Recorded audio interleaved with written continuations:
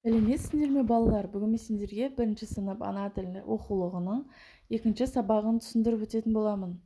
Мен арнама тіркеліп лайк басып кетуді ұмытпаңдар. Бүгінгі тақырыбымыз сөйлеу не үшін қажет? Бірінші жаттығу. Өлеңді оқы. Ана тілі. Ақыл ойын дананың ана тілден аламын. Ана тілім ардақты, ақ сүтіндей анамның. Өсірген ой білімді, сүйем туған тілімді. Мақсат етем әр сөздің мәнін терең білуді. Авторы Әдібай Табылды. Дана ақылды данышпан дейді.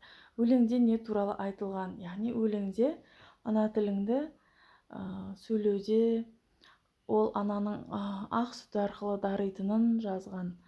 Ана тілім ардақты дегенді қалай түсінесің дейді.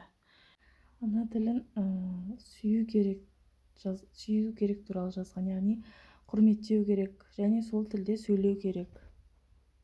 Екінші жаттығу. Балалардың қолындағы әріптерден қандай сөз құрауға болатынын айт.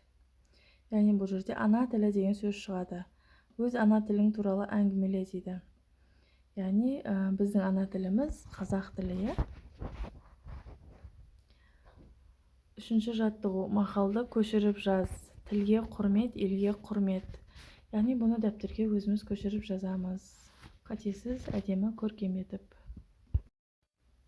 Төртінші жаттығуға қараймыз. Суреттерді ретімен қойып әңгімеле. Яғни бұл жерде бала кітап алып жатыр. Кітапханаға келгені туралы және кітапханашы апайдан кітабын алып жатқаны туралы. Яғни бірінші суретте бұл бала кітапханаға келеді. Одан кейін екінші сурет кітапты алады. Одан кейін үшінші суретте кітапханашы апайға оны жаздырады. Сонымен бүгінгі сабағымыз бітті балалар. Сау болыңдар.